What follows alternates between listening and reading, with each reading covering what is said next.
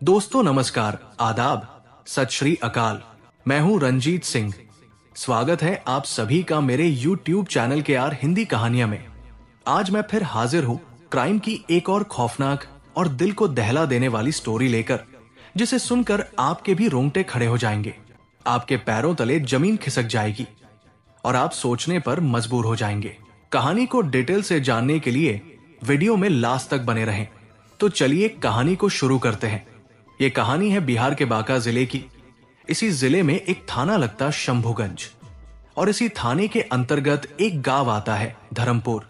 और इसी धर्मपुर गांव में अशोक कुमार पत्नी व बेटा रुपेश कुमार और बेटी अमीशा भारती के साथ खुशहाल जीवन जी रहे थे।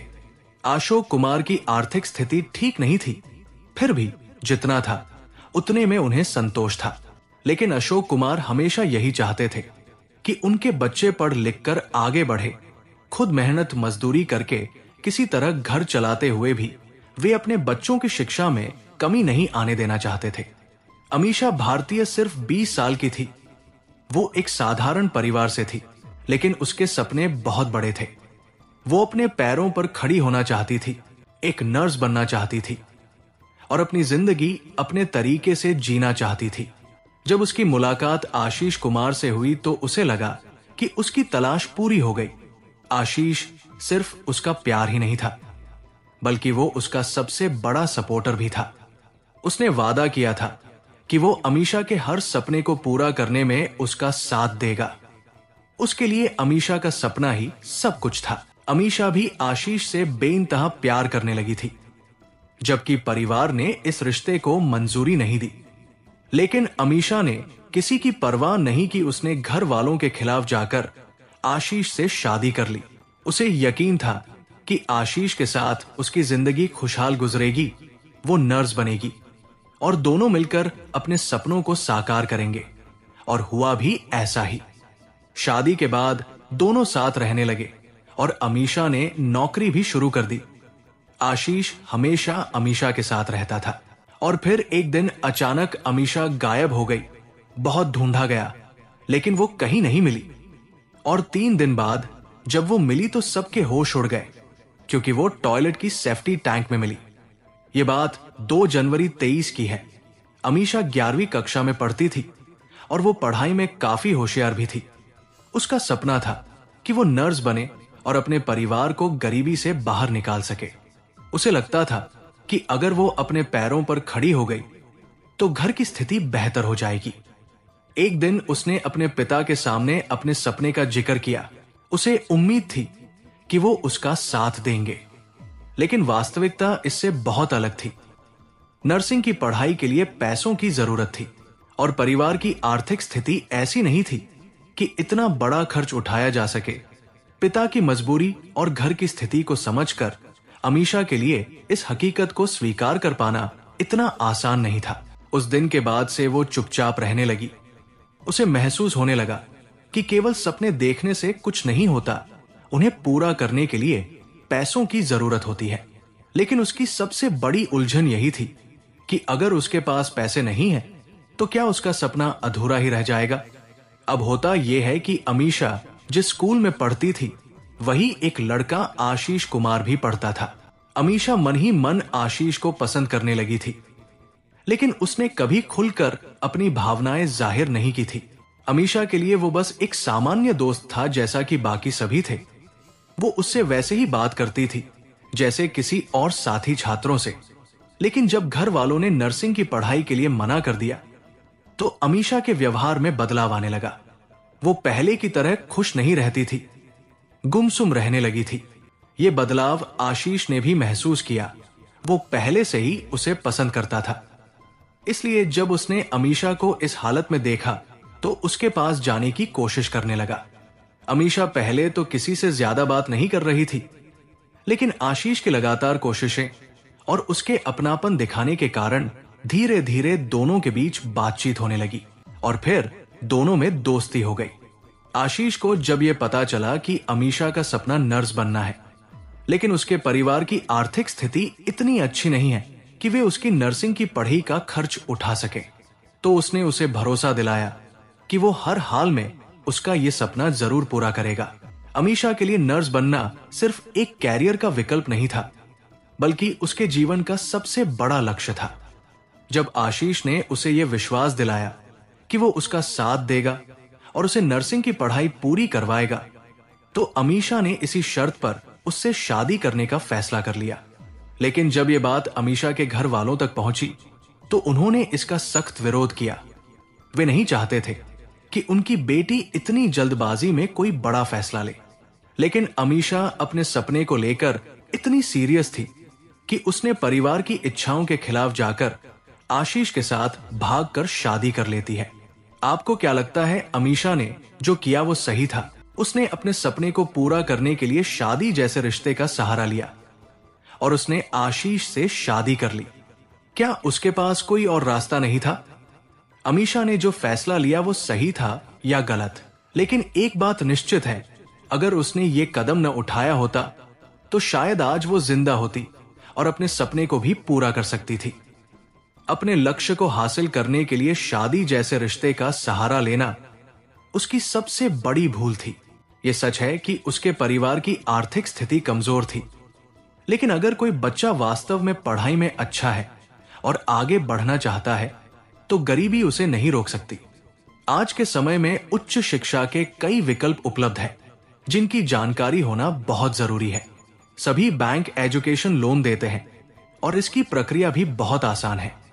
यह पैसा अभ्यर्थी को पढ़ाई पूरी करने के बाद नौकरी लगने पर चुकाना होता है, जिससे परिवार पर कोई अतिरिक्त बोझ नहीं पड़ता। बस बच्चे को खुद को साबित करना होता है। जिस क्षेत्र में वो जाना चाहता है उसकी प्रतियोगी परीक्षा निकालनी होती है। अमीषा नर्स बनना चाहती थी, यानी उसे मेडिकल फील्ड में जाना था। अगर वो नीट जैसी परीक्षा निकाल लेती तो किसी भी बैंक से उसे 15 दिनों के अंदर पैसे मिल सकते थे। इसके अलावा कई सरकारी अथवा गैर सरकारी संस्थाएं भी उच्च शिक्षा के लिए मदद करती है। ये 6 मार्च 2025 की बात है। अमीषा की मां मीरा देवी अपनी बेटी को फोन करती है, लेकिन अमीषा का फोन नहीं लगता। बार बार कॉल करने के बाद भी जब कोई जवाब नहीं मिलता तो वे घबराकर आशीष को फोन करती है और पूछती है कि अमीषा कहाँ है। इस पर आशीष ने जवाब देता है कि आपकी बेटी किसी लड़के के साथ भाग गई है, हम उसे ढूंढने की कोशिश कर रहे हैं, आप भी देखिए। मीरा देवी ये सुनकर स्तब्ध रह जाती है। उन्हें यकीन नहीं होता कि उनकी बेटी ऐसा कर सकती है। लेकिन अमीषा पहले भी परिवार की मर्जी के खिलाफ जाकर शादी कर चुकी थी, इसलिए घर वालों को डर था कि अगर ये बात समाज में फैल गई तो उनकी बहुत बदनामी होगी। इसलिए पहले तो वो लोग बिना किसी कानूनी कार्रवाई के वे खुद उसे ढूंढने निकल पड़ते हैं। 2 दिन तक परिवार उसे हर जगह तलाश करता है, लेकिन कोई सुराग नहीं मिलता। अब उन्हें कोई और रास्ता नहीं दिख रहा था और मामला गंभीर होते जा रहा था। आखिर थक-हार कर वे पुलिस स्टेशन जाते हैं और बेटी अमीषा की गुमशुदगी की रिपोर्ट दर्ज कराते हैं। वे ससुराल वालों पर शक जताते हुए कहते हैं कि हमें लगता है कि हमारी बेटी के साथ कोई अनहोनी हो गई है और इसके पीछे ससुराल वालों का ही हाथ है। पुलिस तुरंत जांच में जुट जाती है। अमीषा के मोबाइल का आखिरी लोकेशन उसके ससुराल में ही दिखता है। पुलिस को शक होता है और वो आशीष और उसके परिवार को थाने ले जाकर सबसे से पूछताछ शुरू कर देते हैं। पहले तो सब गोल मोल जवाब देते हैं, लेकिन जब पुलिस आशीष और घर वालों से सख्ती करते हैं और आशीष पर दबाव बनाती है तो आशीष टूट जाता है और वो सच उगलना शुरू कर देता है और वो कबूल करता है कि मैंने अमीषा को मार दिया है। पुलिस पूछती है कि डेड बॉडी कहाँ है, तो आशीष बताता है कि टॉयलेट के सेफ्टी टैंक में है। पुलिस मौके पर पहुंचती है और सेफ्टी टैंक को खुलवाती है। अंदर से बदबूदार पानी, भूसा और सीमेंट भरा हुआ मिलता है। जब शव बाहर निकाला जाता है तो वो बुरी हालत में होता है, क्योंकि ये 3 दिन से सड़ रहा था। पुलिस ने शव को बाहर निकलवाकर उसे पोस्टमार्टम के लिए सदर अस्पताल भेज दिया।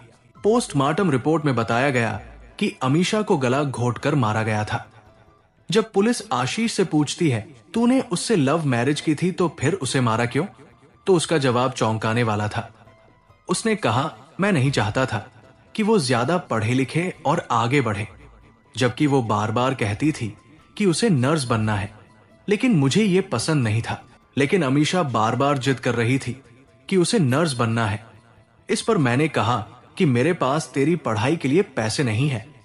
इसी बात को लेकर दोनों के बीच आए दिन झगड़ा होने लगा। पूछताछ में आशीष ने कबूल किया कि वो हमारी बात नहीं मान रही थी, हर दिन बहस कर रही थी, झगड़ा कर रही थी। इसीलिए गुस्से में आकर मैंने उसकी हत्या कर दी। ये एक बेहद चौंकाने वाली सच्चाई थी। जिस शख्स ने 2 साल पहले प्यार, वादों और सपनों की बातें की थी, जिसने कहा था कि वो अमीषा को सपोर्ट करेगा, उसके हर कदम पर उसका साथ देगा और उसे नर्स जरूर बनाएगा, वही शख्स अब उसकी कामयाबी से जलने लगा था। उसे लगने लगा था कि अगर अमीषा पढ़ लिख कर आगे बढ़ गई तो वो उसे कहीं छोड़ ना दे। इसी द्वेष में आकर उसने उसे मार डाला। पुलिस ने आशीष और उसके परिवार को गिरफ्तार कर उन्हें न्यायिक हिरासत में भेज दिया है। अब आगे देखना यह है कि माननीय अदालत से इन आरोपियों को क्या सजा मिलती है। आपकी राय में इन्हें क्या सजा मिलना चाहिए, कमेंट बॉक्स में अपनी राय जरूर लिखें। दोस्तों, इस कहानी को सुनाने का उद्देश्य किसी का दिल दुखाना नहीं है, किसी को परेशान करना नहीं है, बल्कि आपको जागरूक करना है और आपको सचेत करना है, ताकि आप लोग सतर्क रहें और सावधान रहें। तो दोस्तों, कैसी लगी ये स्टोरी कमेंट जरूर करें, वीडियो को लाइक करें और अपने दोस्तों को शेयर भी करें। और आपसे गुजारिश है कि मेरे चैनल को सब्सक्राइब जरूर करें और कमेंट बॉक्स में अपना नाम और कहां से देख रहे हैं, अपने शहर का नाम जरूर लिखें। फिर मिलेंगे ऐसी ही किसी सच्ची स्टोरी के साथ। तब तक के लिए जय हिंद, जय भारत।